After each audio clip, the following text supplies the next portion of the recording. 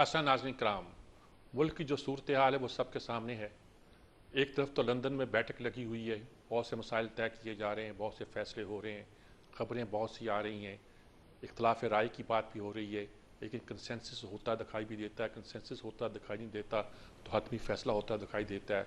और लगता है कि कोई सख्त रवैया इख्तियार करने का मूड है मुस्लिम लीग नून का या प्रेजेंट हुकूमत का, जो कि एक मखलूत हुकूमत है। दूसरी तरफ इमरान खान जलसे पे जलसे मार रहे हैं, उनके जलसों में रौनक भी हो रही है, लोग भी आ रहे हैं और वो रोज़ अपनी आवाज़ को बुलंद करते जा रहे हैं। आज उन्होंने कहा कि मैंने कहा था उन लोगों को जिनके हाथ में ताकत होती है, पावर होती है, कि भाई खुदा के लिए मईशत को बड़ी मुश्किल से संभाला है, अब इसको ख़राब ना करने दें। उन्होंने कोई मदद दी कि हम उनसे कोई मदद ना ले सके, मैंने अपने वज़ीर ख़जाना को भी भेजा था। और फिर यही होता है कि जंगल का कानून जिसे वो बयान करते हैं कि न्यूट्रल ने कुछ नहीं किया और आगे बात बढ़ाई। और इस तरह उनका एक ख़ास तरह का लहजा है जो मुल्क में एक ख़ास फ़ज़ा पैदा कर रहा है। क्या हो रहा है, क्या होने वाला है? क्या सचमुच ये हुकूमत आके सख्त हाथ डालने वाली है जैसे राना सनाउल्लाह की बातों में लगता है? उसके नतीजे में क्या होगा? क्या आम आदमी के मसाइल हल हो जाएंगे? क्या मुल्क मुस्तहकम हो जाएगा? क्या मुल्क को कोई डायरेक्शन मिल गई है? इस सारे प्रोसेस का जो पिछले दिनों में हुआ, उसके पीछे कोई था कि नहीं था, ये कतई नज़र इस बात के जो प्रोसेस हुआ उसने हमें जमहूरियत से करीब तर किया है या दूर तर किया है। ये सारी बातें हैं जिस पर आज हम गुफ्तगू करेंगे। हमारे साथ मौजूद हैं औरिया मकबूल जान, मुल्क के मुमताज़ तरीन दानश्वरों में उनका शुमार होता है, वो हमारे साथ मौजूद हैं, बात करेंगे।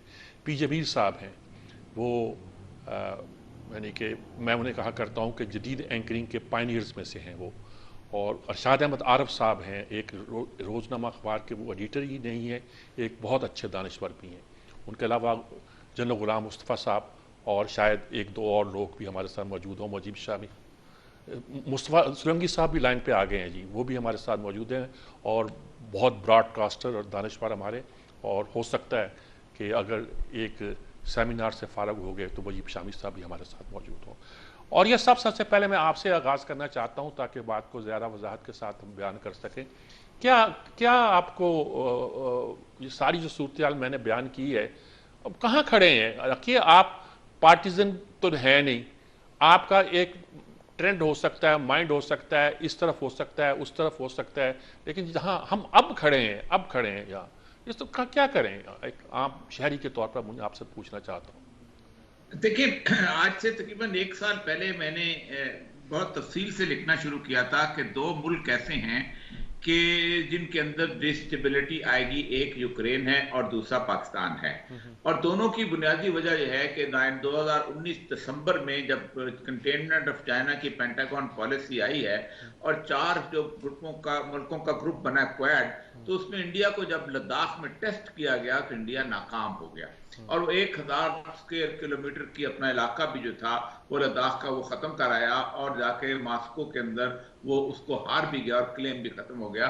तो उनको अंदाजा हो गया कि अब हम सेकंड प्लान पे काम करें। इस सेकंड प्लान में न सिर्फ पाकिस्तान और इंडिया बल्कि श्रीलंका में भी ये बात शुरू हो गई कि हम भी उस लाइन के अंदर हैं। और आज से 2-2.5 साल पहले उन्होंने कहा था कि वो चाहते ये हैं कि श्रीलंका का जो एडम्स ब्रिज है वो इंडिया का ब्रिज इकट्ठा किया जाए।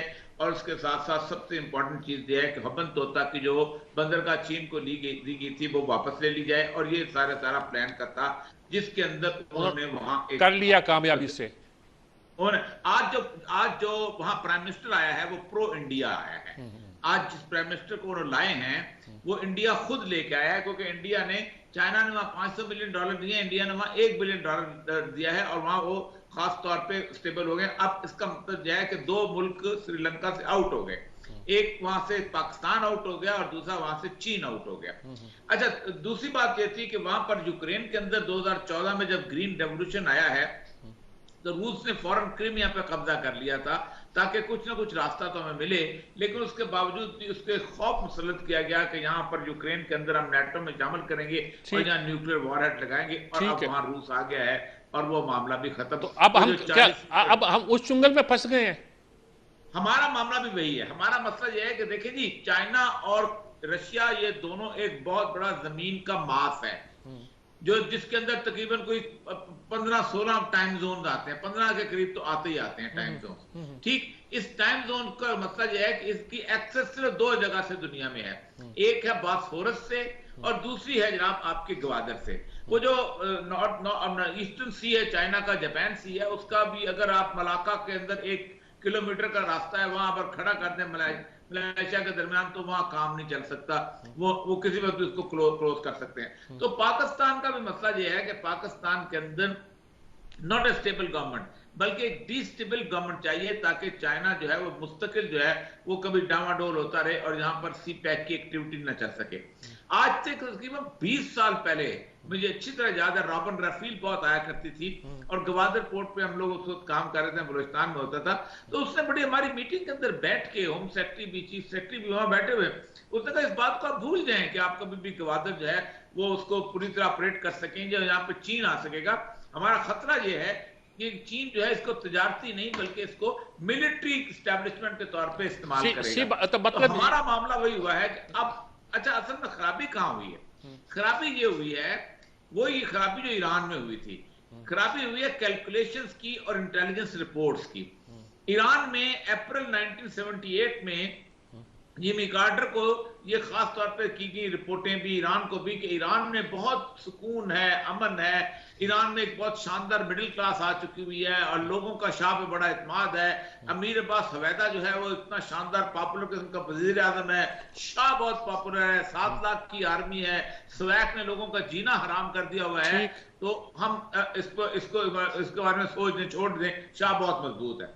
इसकी बुनियाद पे शाह ने 7 अप्रैल 1978 को पासिंग आउट परेड के दौरान ये तकरीर की, अब मुझे कोई नहीं यहां से निकाल सकता, मैं बहुत मजबूत हूं। और जब वो तकरीर कर रहा था, मीर साहब आप हैरान होंगे, आप तारीख के तालिब इल्म हैं, तो उसी वक्त तेहरान यूनिवर्सिटी से 100-150 लड़कों का जुलूस निकल रहा था और वो मामला इतना बड़ा कि एग्जैक्टली 1 साल के बाद शाह जो था वहां से जा रहा था रोता हुआ, और खुमैनी की गाड़ी को लोग कंधों पे उठाए हुए ले आए थे, और जो वहां पर बीती आपको पता है, सबको पता है। पाकिस्तान के अंदर भी मैंने इंटेलिजेंस एजेंसी रिपोर्टें देखी हैं, उन्होंने बकायदा 3-4 महीने से एक रिपोर्ट बनाई थी। हमारे यहाँ असल में बेईमानी बहुत हो गई है, हम सच नहीं बोलते। हमारे यहाँ अफसरान भी ये कहते हैं कि जो बड़ा अफसर जिस तरह की रिपोर्ट चाहता है वैसे उसको बना के दे दी जाए, क्योंकि ज़ाहिर बात है मुझे नाराजगी की क्या जरूरत है। और ये मुझे बहुत पुराना याद है, भुट्टो के जमाने में भी ये सूरत हुई थी कि वो जब उससे भुट्टो ने 1977 में टिकट मांगे, और टिकट जो थे उन्होंने मांगे तो डीसीओ से और एसपीओ से कहा रिपोर्टें दो, तो हर डीसी देखता था कि भुट्टो किसको पसंद करता है, तो उसके हिसाब से कहता था ये जीत जाएगा, ये जीत जाएगा, यहीं से काम की खराबी शुरू हुई। इन्होंने रिपोर्टें बनाई कि इमरान खान जो है जैसे ही पीटीआई जाएगी, पीटीआई बिखर जाएगी, ताश के पत्तों की तरह बिखर जाएगी। इमरान खान की 3 साल की परफॉर्मेंस उसको वैसे खराब कर चुकी हुई है, वो पब्लिक के अंदर जाएगा ना, वो जुलूस कर सकेगा ना वो जल से निकाल सकेगा। इन रिपोर्टों ने हुआ ये कि इनको पूरा प्लान बनाने की सूरत आई। अब वो मामला हुआ है कि अब इंटरनेशनल लेवल पे भी इनके लेवल में भी इनको अब मामला बड़ा उलझा हुआ नजर आ रहा है। अगर अच्छा तो प्रेशर अच्छा, आपकी बात ठीक है। अब मैं इसमें अब अरशाद आरिफ साहब को भी शामिल करना चाहता हूं, और पीजे मीर साहब भी हमारे साथ मौजूद हैं। अरशाद आरिफ साहब को शामिल करना चाहता हूं और बात को आगे बढ़ाते हैं और देखते हैं कि वो इस मसले पर क्या कहते हैं। अरशाद आरिफ साहब, शाह साहब से ये बताइएगा कि हमारे औरिया साहब ने तो इस कहानी को बिल्कुल बैनुल अक़वामी तनाजुर में देखा है, और एक और नक्शा खींचा है जो बिल्कुल दुरुस्त भी हो सकता है और उनका अपना तजिया भी हो सकता है। आप क्या कहते हैं प्रैक्टिकल एक जर्नलिस्ट के तौर पर, जो बैठा हुआ है मामलात की सर पे बैठा हुआ देख रहा है कि सूरत हाल क्या है, आप क्या कहते हैं फंसे हुए कहाँ हैं? देखिए, ये जो बैनुल-अक़वामी तनाजुर है इसमें कोई शक नहीं। आप अगर सिर्फ ज़ल्म खलीलज़ाद की पाकिस्तान आमद को और उनकी मुलाकातों का शेड्यूल मुलाहजा करें तो आपको पता चलेगा कि ये इसकी हीट जो हमारे हालात की है वो सिर्फ लंदन तक नहीं पहुंच रही, वाशिंगटन तक पहुंच चुकी है। मेरी इत्तला ये है कि किसी महफिल में, किसी मजलिस में, किसी मुलाकात में ज़ल्म खलीलज़ाद ने ये कहा है कि वाशिंगटन रियलाइज़ कर रहा है कि पाकिस्तान में सूरत हाल वो नहीं है जो हमें 3 महीने 4 महीने पहले बताई गई थी। सूरत हाल बिल्कुल मुख्तलिफ है, हम रियलाइज़ कर रहे हैं। तो इसी वजह से आपको पता है कि इमरान खान ने तो उनसे मुलाकात शायद नहीं की, लेकिन उनके कुछ साथियों ने मुलाकात की है और फिर वो बाकी जो क्वार्टर हैं वहाँ भी वो मिले हैं, मुलाकातें की हैं और एक से ज़्यादा बार मुलाकात हुई है। तो इसका मतलब है कि इसका कोई बैनुल-अक़वामी तनाज़ुर तो है, लेकिन पाकिस्तान के अंदर जो कुछ हुआ है पिछले 1-1.5 माह के अरसे में उसने सूरत हाल को यकसर बदल दिया है। सियासी हक़ाइक़ जो थे वो मार्च से पहले मुख्तलिफ नज़र आ रहे थे और आज बिल्कुल मुख्तलिफ है। यही वजह है कि पाकिस्तान की क़यादत जो यानी पंजाब से ताल्लुक़ रखने वाली जो सबसे बड़ी जमात है मुस्लिम लीग, वो लंदन में बैठ के सोच विचार कर रही है 3 दिन से कि हमें क्या करना चाहिए, क्योंकि ना उनको ये अंदाज़ा था और ना ये जो प्लान बनाने वाले थे उनको इन हालात का अंदाज़ा था। और मईशत के बारे में तो बिल्कुल मिसकैलकुलेशन सामने आई है। ये जो समझा जा रहा था कि इमरान खान की वजह से महंगाई है, इमरान खान की वजह से मुआशी इन्हितात है, इमरान खान की वजह से डॉलर काबू नहीं आ रहा, पता ये चला कि इमरान खान ने तो एक बंद बांधा हुआ था और इकॉनमी को किसी जगह पे रोका हुआ था, रोक के रखा हुआ था कोरोना के बावजूद, यूक्रेन की जंग के बावजूद, बाकी सूरत हाल के बावजूद। क्यों ही वो बंद हटा है तो बिल्कुल ऐसे लगता है कि अब किसी के काबू में नहीं है। यानी लेकिन ये सूरत हाल अगर इसका मतलब है कि पहले किसी ने सोचा था और कुछ हो रहा था, अब वही सोच रहे हैं कुछ और किया जाए। हम तो मारे गए लोग पाकिस्तानी आम इसलिए मारे गए ना कि मिसकैलकुलेशन हुई टोटली। इमरान खान के बारे में भी गलत सोचा गया। वो तो इमरान तो कहता है कि मैंने उन लोगों को जिनके हाथ में ताकत है और जो कि न्यूट्रल हो गए हैं उनको भी समझाया था, वो नहीं समझे। तो इसका मतलब है कि वहां भी राब्ते किए जाते हैं सियासत में कि क्या का मतलब है? नहीं, ये तो एक ऐसी हकीकत है जिसका हम इनकार ही नहीं कर सकते। अच्छा, ठीक है। ये तो एक हकीकत है और सब इसको मानते हैं। अब अभी भी जो सूरत हाल है, आपका क्या ख्याल है या हमारा क्या ख्याल है कि ये जो कुछ हुआ है, मुझे आज से 7 महीने पहले 7 महीने पहले अक्टूबर में एक सियासतदान ने, पंजाब के बहुत बड़े सियासतदान ने कहा कि एक पर्ची लेके अपनी जेब में रख लें। मैंने कहा क्या? उस वक्त किसी को अदम एतमाद की कोई बात नहीं हो रही थी। नून लीग, मुस्लिम लीग, पीपल्स पार्टी और पीडीएम के दरमियान लड़ाई चल रही थी, यानी एक दूसरे के खिलाफ बयानात जारी हो रहे थे, माफी के तकाजे हो रहे थे। उसने कहा कि एक जेब में पर्ची डाल लें, फिर मुझे याद कराइएगा कि जिस दिन एमक्यूएम ने फैसला किया इतिहाद से निकलने का, उसके बाद सारी सूरत हाल बदल जाएगी। ठीक बात ये है। मैं अक्टूबर की बात कर रहा हूँ। ठीक है। तो वो ही हुआ, जिस दिन वो बदली तो सूरत हाल बदल गई सारी। ये तो अक्सर अब लोग अब संभालने की सूरत एक है। हमें सोचना इससे जो हुआ वो हो गया। अब सोचना ये है कि इस दलदल से निकलने की वाहिद सूरत क्या है। वाहिद सूरत मेरे नज़दीक सिर्फ आम इंतखाबात हैं, ऐसे इंतखाबात जिनके नतायज को तस्लीम किया जाए हर सतह पे। वो इतने गैर जानिबदाराना, लेकिन वो कैसे मुमकिन है? कैसे मुमकिन है? अच्छा, बिल्कुल ठीक है, मैं आपकी तरफ आता हूँ। पीजे मीर साहब हमारे साथ अगर मौजूद हैं तो उनसे मैं बात करना चाहूँगा। पीजे मीर साहब, क्या कहेंगे आप? ये सारी सूरत हाल आपने सुनी, आप क्या कहेंगे?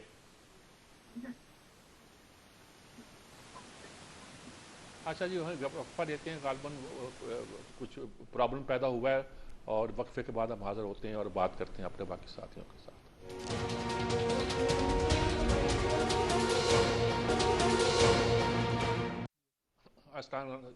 जी का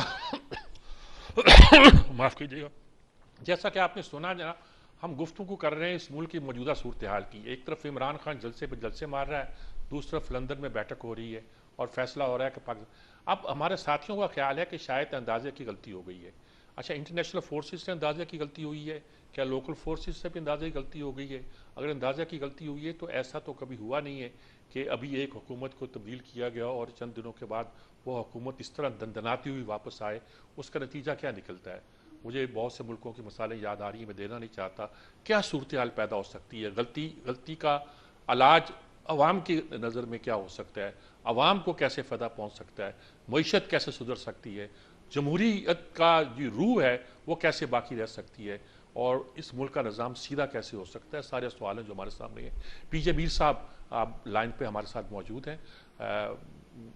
पहले ज़रा आवाज़ में थोड़ी सी उनकी वाज़ेह नहीं आ रही थी, उनसे पूछते हैं। जैसा कि मैं पहले बता चुका हूँ कि वो जदीद एंकरिंग के पायनियर्स में से हैं और इन सूरत हाल को बहुत बेहतर जानते हैं। अस्सलाम वालेकुम मीर साहब।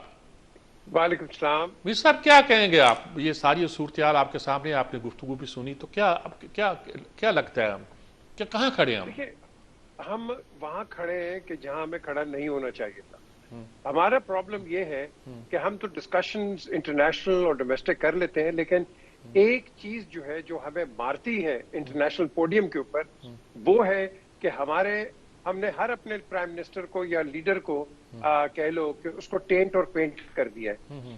फिर हम एक्सपेक्ट करते हैं डेमोक्रेसी हो, फिर हम एक्सपेक्ट करते हैं कि ये लीडर्स जाएं और सिर खड़ा करके अपने काउंटर पार्ट से बात करें। उनको भी पता है कि हमारी जो फॉरेन एम्बेसीज हैं अपने डिस्पैचेस भेजती हैं, हमारी जो डर्टी लिनन है पाकिस्तान में खुद खुल जाती है। हम हर किस्म का आप कह लो एक दूसरे पे तोहमत लगाते हैं और फिर हम कहते हैं हमें जमहूरियत चाहिए। जमहूर की आवाज तो हम बहुत देते हैं। ये तो मुझे याद है, शायद और ये साहब को याद हो, एक रेडियो पाकिस्तान से प्रोग्राम होता था, ये सोलंकी साहब को, जमहूर की आवाज रालपिंडी तरार खंड से होता जी था। जी जी बिल्कुल। अब द क्वेश्चन इज कि जमहूर की तो आवाज है ही नहीं है, जमहूर तो क्लोन्ड है। जमहूर को आपने पैसे देने 500,000 रुपया और आप कह रहे हैं जमहूर की आवाज रिप्रेजेंटेशन। हमने अपने घर को ठीक करना है। हमने जब तक अपने घर को हम ठीक नहीं करेंगे, आपको लोग ट्रस्ट नहीं करते। जो साफी गए थे गवर्नर हाउस लाहौर के अंदर, जॉन कैरी ने क्या कहा था उसके सवाल, वो हम तुम्हें पैसे भी देते हैं, खाना भी देते हैं, हर चीज देते हैं, और उसके बाद तुम हमें गालियां भी देते हो। The question is you don't want it, you don't want it. Now the thing is कि अनटिल एंड अनलेस आप एक क्रेडिबिलिटी के साथ अपने काउंटर पार्ट के साथ नहीं खड़े होंगे, ये बाकी जो बहस है बेमाने हो जाती है। ठीक है, इंटरनेशनली आप कह ले कि जी ये यूक्रेन का भी इशू हो गया, इधर से मिडिल ईस्ट का हो गया, फलाना हो गया। At the end of the day, we've got to get our own house in order. America या कोई अमेरिका इन पर्टिकुलर आपको उसी तरह यूज करती है जिस तरह साउथ अमेरिकन कंट्रीज को करती है। द ओनली डिफरेंस इज हम एक न्यूक्लियर पावर है तो वो थोड़ी सी रिस्ट्रेंट दिखाते हैं, और ये जो काम करती है आपने देख लिया, हमारे वजीर आजम नवाज शरीफ वो बॉम्ब ब्लास्ट करते हैं, उनकी छुट्टी कर देते हैं। उसके बाद जनरल मुशर्रफ कुछ करते हैं, उसकी छुट्टी कर देते हैं। भुट्टो साहब का आपने हाल देख लिया, दान दिखाए, उनका क्या हाल कर दिया उन्होंने। अब जनरल ज़िया का हाल क्या कर दिया, और अब आपके सामने इमरान है। अब बात ये है, ये पहले होता रहा, किसी ने बात नहीं की, ये कर दी इसने बात, by accident, by default, whatever, ये कर दी, लेकिन इसका निकलेगा कुछ नहीं आगे से, क्योंकि ये एक ऐसी चीज है, everybody will be in a state of perpetual denial. अब इसको मैं समझता हूं हमारा जो इम्पास है, जो आपने कहा कहां खड़े हैं, हमारी सारी पॉलिटिकल पार्टीज आज की जो इनकम्बेंट गवर्नमेंट है, पुरानी गवर्नमेंट, पीपल्स पार्टी, इनको मिलके इस मसले पे बैठ के बात करनी है कि ये आते तो बड़े अच्छे तरीके से, एक अच्छे नारे से आते हैं, जाते कैसे हैं ये मुझे बताएं। इनका जाने का एग्जिट किस तरह। ठीक बात है। I think that needs to be brought into discussion. जी, जनरल गुलाम मुस्तफा साहब हमारे साथ मौजूद हैं। जी जाहिर है कि जनरल साहब अस्सलाम वालेकुम। जी वालेकुम सलाम मीर साहब। जनरल साहब, सूरत हाल आपके सामने है जी। आज इमरान ने कहा कि मैंने उन लोगों को जिनके पास ताकत है, पावर है, रोक सकते हैं, उनके पास गया कि मुल्क की इक़्तिसादी सूरत हाल बड़ी ख़राब है और बड़ी मुश्किल से हमने ठीक की थी, अगर अब बदला तो बड़ी ख़राबी पैदा होगी। कल तक वो कह रहे थे कि गैर मुल्की ताकतों ने किया है, अब उन्होंने इधर भी कह दिया और ये कहा कि जब भेड़िया को खा रहा हो, एक मिसाल दी, दरिंदे को खा रहा हो, तो न्यूट्रल रहना जो होता है ये कोई जेब नहीं देता। ये सारी सूरत हाल हमें किस तरफ ले जा रही है? मैं किसी की हमायत या खिलाफ बात नहीं कर रहा, आप मुल्क के स्ट्रेटजिक मामलात के माहिर हैं और हमारी इकॉनमी, सारी चीज़ें जो हैं हमारी स्ट्रेटजी का कोई हिस्सा हैं, आपको क्या नज़र आता है सारी सूरत हाल में? देखिए सुगत मीर साहब, पॉलिटिकली इंतहाई अनस्टेबल है हम लोग, इकोनॉमी हमारी डेली के हिसाब से नीचे जा रही है। ठीक है, जहाँ तक कॉन्स्टिट्यूशन और लॉ का ताल्लुक है, कानून का ताल्लुक है, उसकी हालत आपके सामने है। पंजाब की किसी को कोई समझ नहीं आ रही क्या हो रहा है, क्या नहीं होगा। हर जो चीज़ है हम देखे कोर्ट में जाके बैठ गए हैं। एक दूसरे का हमने गिरबान पकड़ा हुआ है और एक दूसरे के पीछे हम, जितना भी मीर साहब भी बात कर रहे थे कि भाई हमने एक दूसरे का गिरबान पकड़ा हुआ और हम एक दूसरे को नीचे गिराई जा रहे हैं, नॉट रियलाइजिंग कि at the end of the day दोनों ही खार होंगे और सबसे ज्यादा नुकसान किसका हो रहा है? पाकिस्तान का हो रहा है। ठीक बात।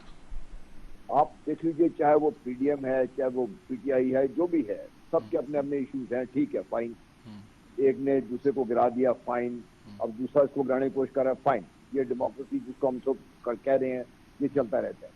अब मुझे बताइए कि क्या इन जो भी आज की जो हमारे सियासी उपकर, हमारी सियासी पार्टियां हैं या सियासी अकाबरीन हैं, क्या इनमें इतना नहीं है कि वो मिलके बैठ के ये सोच सकें कि पाकिस्तान आज जिन मुसीबत में गिरफ्तार है, इसका हल किसी एक के पास नहीं है। किसी एक को आप ब्लड से आपने कह दिया जी कि न्यूट्रल नहीं होना चाहिए था, ये नहीं होना चाहिए था। पॉलिटिकल इंस्टेबिलिटी तो अपनी जगह पे है, थी और रहेगी। इसको खत्म करने का तरीका कार क्या होगा हमारे पास? हमारे जो इश्यूज हैं इकोनॉमी है, उसको कैसे हम ठीक करेंगे? हमारे इश्यूज इतने बड़े हैं मीर साहब कि मैं आज तक जितनी भी सियासी जमातों के काबिन की बात सुन रहा हूँ, सिवाय इसके कि वो एक या दूसरे के खिलाफ बात करने के, आज तक किसी ने सोल्यूशन मुझे दिया नहीं है। ठीक बात। लॉन्ग टर्म 5 साल जनरल साहब, आपके जहन में क्या सोल्यूशन है? ये मैं हमेशा पूछते हैं, मैं तो कंफ्यूज हूँ। मैं तो एडमिट करता हूँ कि ऐसी सिचुएशन है कि कोई रास्ता साफ दिखाई देता नहीं है। आपके नज़र में क्या है? कोई, आप ज़्यादा स्ट्रेटेजिस्ट हैं, आप, हम तो टेक्निकल बातें करने वाले लोग हैं। क्या नज़र में आप जो मर्जी कर लें, आप इंतखाब आपको करवाने ही पड़ेंगे। आज करवा लें, 6 महीने बाद करवा लें। सबसे पहले इशू है कि आप सियासी अबतरी जो है इसको खत्म करना चाहते हैं। इसको खत्म करने का नंबर 1 हल क्या है आपके पास? या तो सब मिलके बैठ जाएं, एक दूसरे के साथ बात सुने, कुछ आपस में शायद तय कर लें। लेकिन उनकी गारंटी कौन देगा? वो भी कुछ करने को तैयार नहीं है। तो वक्त था मीर साहब जब बड़े बड़े सियासतदान थे हमारे सियासी से, मतलब वली खान जैसे लोग 12 अपने लाशें उठा के वापस चले गए लियाकतबाद से, लेकिन उन्हें रियासत के खिलाफ खड़ा नहीं हुआ सकते। ठीक बात है, मैं उस दिन लियाकतबाद में मौजूद था जब ये वाकया हुआ था जी, मुझे याद है। आप देखिए, मतलब आप जितना उनसे इख्तिलाफ कर लें, लेकिन ये वाकया ऐसा बार बार ज़हन में इसलिए आता है कि वो शख्स खड़ा हो सकता था और खून खराबा मुल्क में हो सकता था। अल्लाह ने बचा लिया पाकिस्तान से। अब भी वक्त है कि कोई अपना सियासी करोकाज अगर आपने ठीक करना है तो दूसरे की सीढ़ी गिराने से वो तो गिर जाएगा, आप कैसे ऊपर चढ़ेंगे? सीढ़ी तो एक ही है, पाकिस्तान ही है ना। ठीक है, ठीक है, ठीक बात। तो ये करना पड़ेगा आपको। ठीक बात है जी। और ये साहब क्या कहेंगे? जनरल साहब की बात भी आपने सुनी और बहुत इत्दाल के साथ उन्होंने बड़ी एक सूरत हाल को वाज़ेह किया कि सीढ़ी तो आप गिरा लेंगे, लेकिन ऊपर किस पर चढ़ेंगे? फिर सीढ़ी तो होगी नहीं। देखिए, मैंने तो गुज़िश्ता काफी दिनों से लिख रहा हूं कि इस वक्त जो टेम्परामेंट है, जो मिजाज है, जिस तरह लोगों के अंदर एक टेंशन आ चुकी हुई है और जिस तरह पूरा का मुल्क तकसीम हो चुका हुआ है, इसके अंदर एक माशरे के अंदर एक एनर्जी आ जाती होती है और ये एनर्जी बड़ी ऑटोमेटिक आ जाती है। और जो मेरे जैसे लोग जो कि सारी जिंदगी 32 साल किसी काम में लगे रहे हैं, उनको पता है कि ये जो सूरत हाल बन गई है ये अनकंट्रोलेबल हो जाएगी एक दिन। कोई आईजी कितना भी तगड़ा हो, वो प्राइम मिनिस्टर को ये नहीं बताता कि मैं नकम्मा हूं, मैं कंट्रोल नहीं कर सकता हूं। रेंजर्स का सरबराह भी नहीं बताता कि मैं कंट्रोल नहीं, कहते हम कंट्रोल कर लेंगे, लेकिन उनको पता होता है कि ये पेस ऑफ द मूवमेंट ऐसी है कि जो हम कंट्रोल नहीं कर सकते। पाकिस्तान में बार बार लिखा है कि 4.5 लाख, 4.5 लाख टोटल स्ट्रेंथ है कि जो आप के पास मौजूद है। रेंजर्स है, पैरामिलिट्री स्टाफ है, पुलिस मिला के इसमें से डिप्लॉयबल जो है वो 1,60,000 के करीब है। और 1,60,000 में क्यों, जाहिर बात है, ना आप थाने से बंदा विड्रॉ कर सकते हो, ना आप जेल से बंदा विड्रॉ कर सकते हो, ना आप फर्ज साहब नजर से कर सकते हो, ना आप हाई कोर्ट से कर सकते हो। ये 1,60,000 अगर एक दफा इस मुल्क में हंगामे फूट पड़े या पूरे के पूरे में 200 जगहों पे भी, बल्कि असेसमेंट उनकी ये है कि अगर 20 शहरों में भी रेगुलर हंगामे फूट पड़े तो कंट्रोलेबल नहीं रहेगा। ऐसी सूरत हाल में वही सूरत हाल, और अगर खुदा ना खास्ता किसी ने कोई एडवेंचर कर लिया जो कि बेनजीर वाला हुआ, तो आप सोच सकते हैं कि बेनजीर वक्त के वक्त हुआ जाता कि 47 वाली सूरत हाल हो गई थी सिंध के अंदर और कोई सुझाई नहीं देता था कि क्या हो सके। उस वक्त अगर मुशर्रफ खड़े होकर ये कहता कि ये हालात खराब हैं, हम इलेक्शन नहीं करा सकते, तो ये मुल्क तबाह हो जाता। होता यह है, मैं एक शेर सुनाता हूँ, नासिर काज़मी का बड़ा अच्छा शेर है कि आंसू निकल पड़े तो मेरा दर्द घट गया, दरिया का जितना शोर था नहरों में बट गया। अगर आप लोगों को नहरों लगाएंगे तो उनकी एनर्जी तकसीम हो जाएगी, वो इस तरह चले जाएंगे। और आप पाशी भी फ्री होगी जब दरिया नहरों में बटेंगे। नहीं, देखे ना, एनर्जी पाइल अप एनर्जी नहीं होने देते। एडमिनिस्ट्रेशन में होता यह है, हम बंदों को अलग करते होते हैं, यार इस तरफ आ जाए, इसको थोड़ा अलग करना है, इसको अलग एडमिनिस्ट्रेटर के करना है, तौर पर एनर्जी इकट्ठी नहीं करने, पाइल अप एनर्जी नहीं करनी दी जाती। ठीक इमरान खान का भी बेसिकली प्लान बिल्कुल यही है, जो मेरा अंदाजा है, जो मैंने सुना भी है, उससे भी मेरी 1 घंटे की मुलाकात हुई थी पिछले दिनों, वो भी उसका प्लान जो है वो धरने का नहीं है वहां पर, वो बुनियादी तौर पर ये रोकने की कोशिश करेंगे, जहां जहां वो लोग रुकेंगे वहीं धरना शुरू हो जाएगा, खा वो मर्दान में हो, खा वो स्वाबी में हो। आप खुद सोचें कि इस्लामाबाद में तो आप कंट्रोल कर सकते हैं, लेकिन ओवरऑल बाकी मुल्क में नहीं कंट्रोल कर सकते। तो आसान तरीका यही है कि जो कुछ है फौरी तौर पे कर दो। पीएमएल के अंदर एक राय बनी थी कल, लेकिन जरदारी साहब ने उनको फिर ट्रैप में ले लिया, और हालत जरदारी साहब की यह है कि उनका कुछ नहीं जाना। जरदारी साहब के पास सिंध है, वो समझते हैं सिंध साईं का है। और ये साहब मसला तो ये है कि इलेक्शन भी कैसे हों, कोई कवानीन नहीं, आपके हर चीज पे डिस्प्यूट आपके पड़ा हुआ है, बहुत से मामला हैं जो सेटल होने हैं, सेटल कौन करवाए? अभी जनरल साहब कह रहे थे जब आप इलेक्शन की बात करेंगे तो फिर सारे सेटल हो जाएंगे, कोई नहीं चाहेगा कि मेरा इलेक्शन फिर तो लेकिन उठाना पड़ेगा ना। लेकिन ये भी तो नहीं हो सकता, ये भी तो कुछ लोग तो जब इलेक्शन पर राजी, ये भी तो इस वक्त होगा, और ये साहब पहले ब्लिंक करता है, ये भी तो अजीब आंखें लेके खड़े हुए हैं। ये भी तो अजीब बात है ना कि आप अभी एक हुकूमत को, हमेशा हुकूमत होती है, लोग अक्सर चले कहते हैं कि ताकतवर हुकूमतें नहीं, कमजोर हमेशा हुकूमत होती है, और हुकूमत को ब्लिंक करना पड़ जाता है। ये जो खातम रजी वाला मामला था, मैंने बार बार देखा है, ब्लिंक करना पड़ जाता था, क्योंकि आगे सूरत खत्म हो जाती है, आगे मजीद आगे नहीं बढ़ते। एक मिनट में आता हूँ आपकी तरफ, मारने का दोबारा आता हूँ। लेवल होता है लोगों को रोकने का भी, एक लेवल होता है चीजों का। जब चीजें स्प्रेड हो जाए तो फिर स्लो बॉल की तरह चलती हैं। एक बंदा मरता है, 1 लाश उठती है, 2 लाश चलती है, 3 लाश चलती है, 5 लाश चलती है, 15 लाश चलती है, ये चीज होती है। तो एक बात तय है कि इससे पहले कि ब्लिंक करो, पहले आ जाओ मैदान के अंदर। ठीक है, पीजे मीर साहब आप क्या कहेंगे? ये तो एक एडमिनिस्ट्रेटिव रवैया, उन्होंने तरीका, जो उनका तजर्बा भी है, जो वो खुद एक अच्छे ब्यूरोक्रेट रहे हैं, सिविल सर्वेंट रहे हैं, उस हिसाब से उन्होंने बयान किया है। जनरल साहब ने अपने हिसाब से एक हिकमत अमली के तौर पर जो सूरत बयान की है वो भी आपके सामने है। बाकी लोगों की राय भी आपने सुनी, अरशाद आरिफ साहब की सुना कि वो क्या कह रहे हैं। आप अब क्या कहेंगे, एक रास्ता क्या है हमारे पास? ये लोग तो बैठकर कोई अगर इलेक्शन कराना भी चाहें तो तैयार नहीं हो रहे, और जिस सूरत में इलेक्शन हो रहे हैं जी मीर साहब, इन तीनों पार्टीज को पता है कि कोई भी पावर में आएगा, वो जो आज क्राइसिस है वही क्राइसिस उसकी थैली में जाएगा। अब आपने इसको कैसे रिवाइव करना है? देखो ना, 193 पे आपका डॉलर चला गया, 250 रुपए पे आपका पाउंड चला गया। मुझे आप बताएं, इसकी रिकवरी आप कैसे लेके आओगे? फॉरेन रेमिटेंसेस उस वक्त तक आती रहेंगी क्योंकि लोगों की मजबूरी है। ये नहीं है कि वो हमारे पे एहसान करते हैं, मैं कहता हूँ बड़ा अच्छा करते हैं, लेकिन आज फॉरेन एक्सचेंज, आपका जो फॉरेन रेमिटेंस है, ज्यादा क्यों आ रही है? सोचे, बिकॉज इतनी महंगाई हो गई है, आपकी फैमिली सस्टेन नहीं कर सकती। वो पैसा ज्यादा भेज रहे because your dollar and pound is far stronger, और ये यहाँ आप उसको उस पर आप सब्साइड कर सकते हो। देखो, आप कहते हो जिस तरह भी औरिया साहब ने बात की है, जरदारी साहब ने उसको ब्लैक बॉल कर दिया कि जी इस्लाहात के बाद हम इलेक्शंस कराएंगे। वेरी गुड, आपके पास टाइम नहीं है, क्योंकि इस वक्त इमरान एक पार्टी 13 पार्टियों को लेके वो बैठा हुआ है यरगमाल। तो ये कब तक आप करोगे? मुझे बता देना। इसमें आपकी इकॉनमी नहीं चल रही, आपकी पंजाब गवर्नमेंट कोई नहीं इस वक्त, आपकी फेडरल गवर्नमेंट बेसिकली जो बड़ा शोर मचाया था कि भी हम आएंगे महंगाई करेंगे, अभी वो बाहर है। आटा, चीनी, जो पेट्रोल कीमतें, और अभी वो कहते हैं कि शायद ना पंजाब गवर्नमेंट को कायम होने दिया जा रहा है, ना वफाकी गवर्नमेंट को खुला हाथ दिया जा रहा है। मैं इतना ही लफ्ज कहूंगा, तशरीह नहीं करूंगा कि कौन दे रहा है, कैसे नहीं दे रहा। ये तो एक फिर सूरत अजीबोगरीब हो जाएगी ना जी। नहीं, बिल्कुल सही है, वो सही कह रहे हैं, नहीं करने दे रहे, बिकॉज हम फंसे कहाँ हैं, इम्पास कहाँ है? इम्पास है कि जी जो इनका पॉइंट ऑफ व्यू है कि जी मुझे हटा दिया गया, ऑल राइट, आपको हटा दिया गया। आई विश कि इसके ऊपर दोनों पार्टीज बैठ के बात कर लेती, तीनों पार्टीज। ठीक बात, बल्कि सारे, बल्कि चौथी पार्टी भी एक वक्फा लेती है जी, और उसमें के बाद दोबारा हाजिर होती है, और जनरल साहब से भी उनकी राय लेते हैं, फिर पीजे मीर से और ये मकबूल जान से भी उनके कंक्लूडिंग रिमार्क्स लेते हैं। एक वक्फे के बाद हाजिर होते हैं।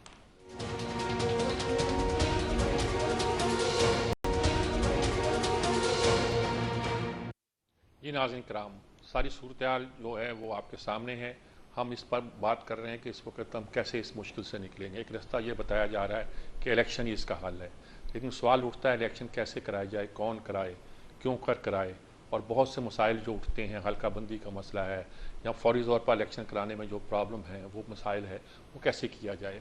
बड़ा सवाल तो ये उठता है कि जिस आदमी को निकालने के लिए आपने इतनी मूवमेंट चलाई, इतनी तहरीक चलाई और उसके खिलाफ जमहूरी तरीके से नो कॉन्फिडेंस मोशन पेश की, अब उसको वापस लाने के लिए यानी उसकी मर्ज़ी के मुताबिक इलेक्शन कराने के लिए आप अगर सारे पापड़ बेल रहे हैं तो ये कौन सी अक्लमंदी की बात है। दूसरी भी बात यह है कि अगर आप खुली छूट मिल रही है उन लोगों को जो इलेक्शन के हक़ में है और एक फ़ज़ा बिल्ड हो रही है और मुल्क की इकॉनमी तबाह हो रही है, तो फिर आखिर कुछ ना कुछ किसी न किसी को तो बैठ के कोई फ़ैसला करना पड़ेगा। जनरल गुलाम मुस्तफ़ा साहब से पूछते हैं कि वो इस बारे में क्या राय देते हैं। जनरल साहब क्या क्या कहेंगे, मुझे तो समझ नहीं आ रहा। मेरे तो जिसे कहते हैं योरीदा फ़िक्री कह लीजिए, कन्फ्यूजन कह लीजिए, और मैं पूरी कौम को इसमें कन्फ्यूज़ पाता हूँ। जो क्लियर हो के कोई बयान देते भी हैं, वो अगर गौर किया जाए तो उनके अंदर भी कंट्रडिक्शन जो होती है वो एग्जिस्ट करती है। क्या कहेंगे आप इसमें? देखिए, जैसा मैंने पहले की थी मीर साहब, क्राइसिस तो इस वक्त आपके पास सबसे बड़ा पॉलिटिकल क्राइसिस है जो आपके सामने नजर आ रहा है आपको। चाहे पंजाब गवर्नमेंट को ले लें, फेडरल गवर्नमेंट के अपने मसाइल हैं, पीडीएम के अंदर इख्तलाफात वो भी आपके सामने नजर आ रहे हैं, और इमरान खान जिस तरीके से चढ़ाई कर रहे हैं वो भी आपके सामने है। दूसरा आपके पास इकोनॉमिक का जो इकोनॉमी का बहुत बड़ा मसला है, और ये भी तय है कि जब तक पॉलिटिकल स्टेबिलिटी नहीं होगी इकोनॉमी कहीं जाने वाली नहीं है, आप कुछ कर नहीं सकते, इसको भी दवा नहीं जाएगी। स्टेबिलिटी आ जाएगी इलेक्शन के बाद, स्टेबिलिटी आ जाएगी? नहीं, मैं उसी तक जा रहा हूँ ना। अगर आप लेट से आप पॉलिटिकल एक स्टेबिलिटी जो है इसको टेम्परेरी भी खत्म करने के लिए अगर आप इलेक्शन का अनाउंसमेंट हो जाती है, उसके जो मसाइल हैं, कंसर्न मसाइल हैं उसके साथ जो जिसकी तरफ आप इशारा कर रहे हैं, उनके हल के लिए फिर बातचीत तय हो सकती है। तो वो जो कानूनी मसाइल हैं या जो इलेक्शन लॉस के मसाइल हैं वो आप तय कर सकते हैं आपस में बैठ के। इतनी तो मेरा ख्याल है हमारे साथ हिम्मत होगी। वो तो कोई कराएगा ही, खुद तो नहीं करते नजर आते मुझे। तो फिर कराने के लिए फिर मजबूरी किसी न किसी को तो आना पड़ेगा बीच में। ठीक, वो करा देंगे बीच में जब ये हालत यहाँ पहुंच जाती है। ये अच्छा फिक्रा कहा कि करा लेंगे जब कोई मजबूरी पेश आएगी। मजबूरी। अच्छा, अब ये है कि आपने इकोनॉमी को कैसे सीधा करना है। जब पॉलिटिकल स्टेबिलिटी आप एक हिसाब तक अचीव कर लेते हैं और जो आपके सियासी काबरीन हैं इनके जहन में ये बात डाल दी जाए कि आपने जो कुछ करना था, जितनी अपनी करनी थी कर ली है, खुदा के लिए आपको साल 2 साल 3 साल आराम से बैठिए, ये इकोनॉमी का एक चार्टर आप बना लीजिए, इसके मुताबिक काम शुरू कर दें ताकि इस मुल्क की इब्तला से तो निकले। ठीक बात। क्योंकि आप इसके अलावा आपके पास ऑप्शन और है क्या? देखिए, मिसाक मईशत पहले इंतखाबी इस्लाहात पर इतफाक, फिर मिसाक मईशत, और इस सिलसिले में अगर किसी को कोई किरदार अदा करना है तो वो अपना किरदार भी अदा करे, इसमें कोई हर्ज नहीं है। यही गालबन आपकी गुफ्तगू का खुलासा है। जी बिल्कुल ठीक। अच्छा, पीजे मीर साहब आप क्या कहेंगे? जनरल साहब ने एक बात बड़ी वजाहत के साथ बयान कर दी, आप क्या कहेंगे? देखें, ये पॉलिटिकल टर्मोइल्स आएंगे, आते रहेंगे, प्रॉब्लम्स आएंगी। मैंने हमेशा कहा है आप 4 चीजें ग्रास रूट पे ठीक कर दें। एक, आप पटवारी को ठीक कर दो, एक कब्जा माफिया को ठीक कर दो, एक पुलिस को ठीक कर दो, आप देखोगे कि आपका सिस्टम चलना शुरू हो जाएगा। नीचे जो जैमिंग है यही है। और चौथा जो सबसे अहम है, जो जिस पे हर चीज रेस्ट करती है, अपने कोर्ट्स। इन कोर्ट्स की वजह से आज हम हर डायलेमा में हैं, पॉलिटिकल डिबेट में हैं। आपने आसिफ जरदारी को आपने ना आपने ना मैंने ना जनरल साहब ने ना औरिया साहब ने, हमने उनको वो खिताब नहीं दिए। मीडिया के अंदर खिताब उनको मिल गए। आसिफ जरदारी को 11 साल आपने हर किस्म का लुकबा उनको दे दिया, murderer, money launderer, kidnapper, extortionist, हर चीज, and then you make him the president of Pakistan. फिर उसके बाद आपने ये दे दिए खुतबे ये नवाज शरीफ पे, शहबाज शरीफ पे। और भाई इनके केसेस हैं, डिसाइड करो, व्हाट इज योर डिले। यही वजह है कि आप कौम यहां से डिवाइड करते हो। आपने इन पे इल्जामात लगा दिए, केस इनके आप सॉल्व नहीं करते हो, और फिर कहते हो कि पाकिस्तान में आराम आए। नो, फिर जिस आदमी को आप टेररिस्ट कहते हो, फौज के खिलाफ बात करता है, उसको आप नेशनल असेंबली में लेके आ जाते हो। यार ये क्या किस किस्म का निजाम है? हमें अपने कोर्ट्स को चाहिए एक स्पीडी जस्टिस दो, और आप देखो कि all of a sudden calmness आ जाएगी। निजाम में तब्दीली की जरूरत है, इंसाफ के निजाम में भी तब्दीली की जरूरत है। और ये साहब क्या कहेंगे आप? लास्ट वर्ड्स क्या कहेंगे आप ताकि हम देखिए, पहले फौरी तौर पे सबसे बड़ी बात यह है कि इस वक्त जो उन्होंने कहा है, जनरल साहब ने बिल्कुल ठीक कहा है, आपने अगर मजीद इस कंफ्यूजन में 1 महीना और गुजार लिया तो आप समझें कि आपकी बस हो गई। फिर उसके बाद फिर आप डिफॉल्ट भी कर जाएंगे, फिर और बहुत से आपके डिप्लीट हो रहे हैं कि सारे ज़खायर। आप सोचें कि 200 के करीब जो 20 के करीब प्लांट्स हैं वो चाइना बंद करके चला गया है, कोई आपके साथ भरोसा नहीं कर रहा। आपके हालात इस किस्म के हैं कि आपके रोड्स के ऊपर इमरान खान का प्रेशर है, आपको बिठाना पड़ेगा।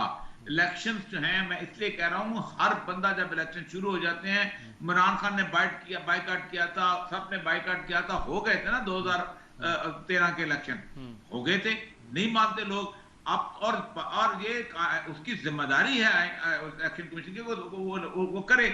जब आप सारे के सारे असेंबली से इस्तीफा दे देंगे तो फिर क्या रास्ता रह जाएगा? इलेक्शन करेंगे। लेकिन अगर आप तो ये रहेंगे ना, कौन आएगा कौन नहीं आएगा, किस वक्त आएगा, या तो इन सारों को करो बंद और ज़ालक की तरह आगे बैठ के 77 की तरह आप मुल्क को ठीक करो कि जब कर लेंगे। अब वो हालात ही नहीं है, अब ना कर सकते हो, ना नामुमकिनात में से आपसे कोई नेगोशिएशन टेबल पे भी नहीं बैठेगा। अगर ये सूरत हाल नहीं है तो फिर याद रखो, ये कौन आएगा कौन नहीं आएगा, आपको एक इलेक्शन करवाने पड़ेंगे। हर इलेक्शन के अंदर गाली पड़ती है। 3-4 साल इमरान खान को सिलेक्टेड गवर्नमेंट कहते ही रहे ना, कहते रहे, नहीं मानते रहे, इलेक्शन को नहीं मानते, गवर्नमेंट चली। तो असल मसला ये है कि मैं तो ये समझता हूं कि वक्त से पहले फैसला कर लो, वक्त, बल्कि इनको खुद निकल के कहना चाहिए कि हम इलेक्शन में जाते हैं। इससे पहले कि उनको अंदाजा है कि हम डिफीट हो, इससे पहले कि खराबात का दरवाजा गिरे, आक लो दीदा वरो, दूसरी राहें ढूंढो, और दूसरी राहें इंतखाबात ही की है। नाज़रीन, सारी गुफ्तगू आपने सुनी, खुलासा इसका यही बनता है कि मुल्क के हालात बहुत नाजुक है और आउट ऑफ बॉक्स किसी सोल्यूशन की तलाश है हमें। और आउट ऑफ बॉक्स सोल्यूशन सामने पड़ा हुआ है, वो ये है कि इलेक्शन करा दिए जाए। ये बहस ना की जाए कि इमरान ने इलेक्शन क्यों नहीं कराए, ये बहस ना की जाए कि इमरान को सही तौर पर निकाला गया या गलत तौर पर निकाला गया, ये बहस ना की जाए कि मौजूदा हुकूमत जो आई है वो कैसी है कैसी नहीं है। सब बैठ के इस बात पे एग्री कर लें और उसके अगर कोई ज़ामन भी बनता है और बनना पड़ता है तो ज़रूर बने और ज़मानत दे। और सबकी बातों से लगता है कि इस हकीकत से सब वाकिफ़ हैं कि इस मुल्क में कोई ना कोई ज़ामन तो ज़रूर हुआ करता है, कोई ताकत है जिसको हम ताकतवर तबका कहते हैं, मुअस्सर तबका कहते हैं, मुवक्कर तबका कहते हैं, मुक़्तदर लोग कहते हैं। वो अपना किरदार अदा किया करता है, वो अपना किरदार अदा किया करता है। यही किरदार कोई अदा करेगा तो इसके नतीजे के तौर पर मुल्क में एक तरह की जमहूरियत जो है वो बन सकती है। और जमहूरियत ही नहीं है, जमहूरियत तो चलो एक असूली बात है, सियासी बात है और ऐसा मामला है जिसको आप किस तरह भी ले सकते हैं। असल चीज़ है कि मुल्क की मईशत चल सकती है, मुल्क में गवर्नेंस चल सकती है, मुल्क में ये महसूस हो सकता है कि यहाँ कोई हुकूमत मौजूद है, मुल्क में ये अंदाज़ा हो सकता है कि गरीब आदमी जी सकता है, मुल्क में ये अंदाज़ा हो सकता है कि हमसे कोई आंखों में आंखें डाल के बात करना चाहे तो हम ये कर सकते हैं, मुल्क में ये महसूस हो सकता है कि हमारी सलामती को कोई ख़तरा नहीं है, मुल्क में ये महसूस हो सकता है कि दुश्मन हमारी सरहदों पर खड़ा है या मुल्क के अंदर मौजूद है तो उसको फेस करने के लिए पूरी कौम मुत्तहिद है। इस सारी सूरत हाल को ज़हन में रखते हुए हमें कुछ फ़ैसले करने हैं और वो फ़ैसले करना पड़ेंगे। कब करते हैं, कैसे करते हैं, डिले करते हैं या वक्त पे करते हैं, ये इसका असरात हमारी पूरी कौमी फैब्रिक पर, ज़िंदगी पर, कौमी बाफ्त पर पड़ेगा। और ऐसा पड़ेगा कि शायद अगर हमने डिले कर दिया तो हमारे पास इसका जवाब ना हो। इसी के साथ इजाज़त चाहता हूँ। अल्लाह हाफ़िज़।